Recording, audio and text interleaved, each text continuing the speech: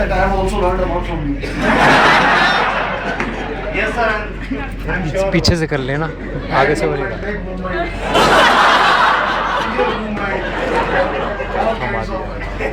New inventions. This is in the jugular vein. Otherwise, also, I must admit that it is possible to come up with this kind of performance only because of your support. पीछे से अच्छा है. अच्छा कर रहा हूँ उस गधे की क्यों आ रही है? We admire you, sir. We admire you. Everyone. I also ये मैं पूरी क्लास की ले लूँ एक बार. वो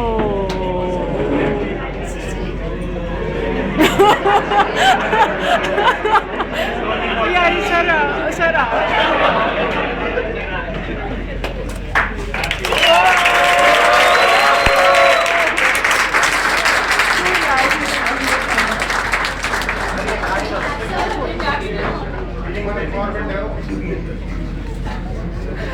इसमें सबके इमोशन है. अच्छा.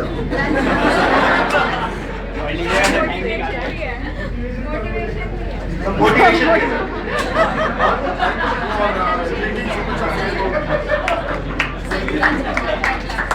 Sir, will this gift, this badge entitles you as a happy man. So, huge round of applause for us, sir. Please.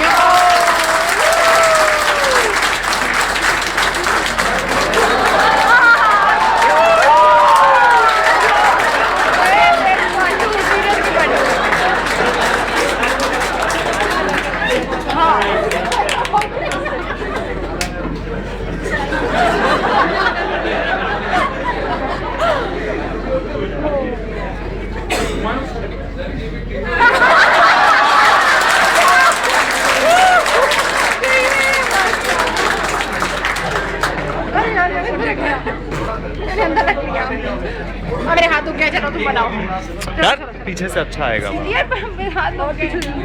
और पीछे यार पीछे से बना दो यार, थोड़ा सा ऊपर करके.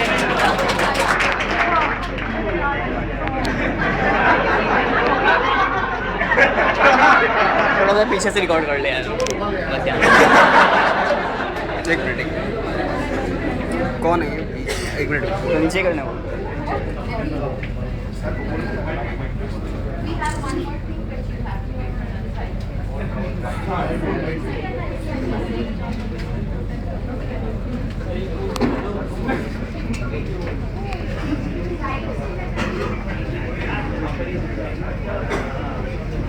See,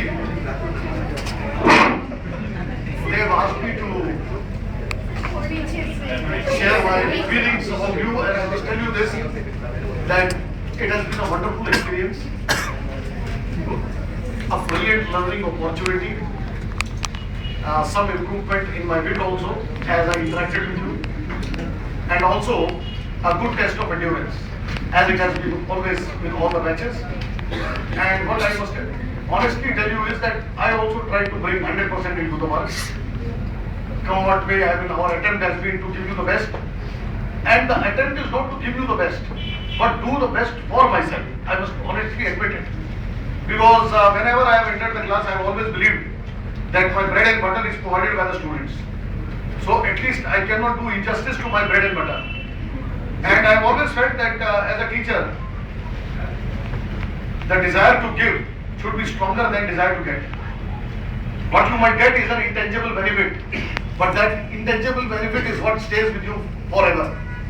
Because ultimately, the best way to register yourself in the hearts of the people is to do work in a different fashion, with full intensity, and without too much of expectations tied to it.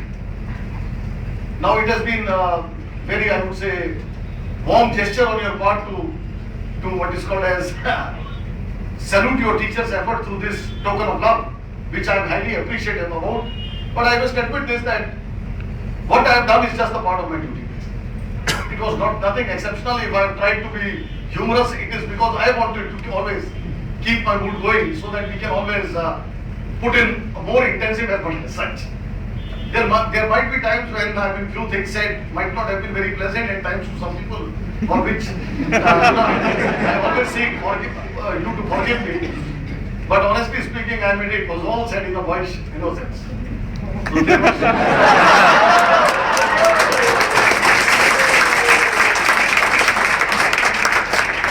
so it was, I mean, never ever anything with any kind of malice, and I always believe it that the best way to interact with people is to believe that they will always give you something as they go back. But when we search for the tangibles, we get disappointed. When we search for intangibles, we always stand to gain. We have to be on the learning curve. I always tell my class this: be on the learning curve, develop an element of modesty. Civil services is our goal. If we attain it, it is fine. If we don't attain it, perhaps there is some better thing that awaits us. Isn't it? One student of mine, who is presently an IAS officer, once commented on a teacher's day. He was presenting me a rose. He told me, "Sir, today I am a rich man." He was very honest in admitting that he is a rich man. And then he said, "I can get you a bouquet today." But that day, when I had just ₹5 in my pocket, I had this choice whether to have a cup of tea or give you the flower, the rose bud. So I chose to give you, and that flower which I presented to you has got far more importance than thousands which come to me. What he was trying to say was that, you see, this is pure love. It is nothing else.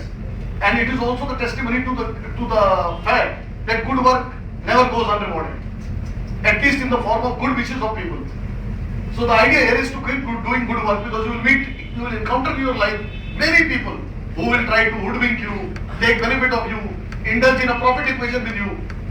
But I always believe anything which is divided often multiplies, and it comes back to us in many ways. So it has been a learning curve for me also, from the time I started 14 years back, when we had to study in a very poor infrastructure with no AC and almost an identityless job.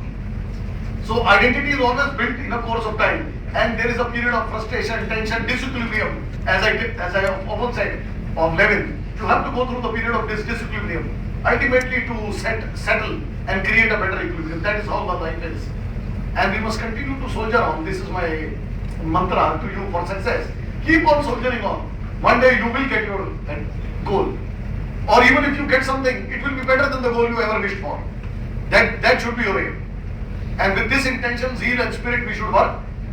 Whatever people give you, believe in the good intentions of people.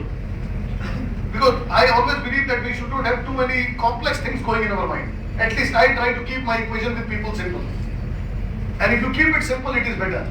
Because at the end of the day, you don't experience a sense of loss. Getting the point? So when we work with this zeal and intention.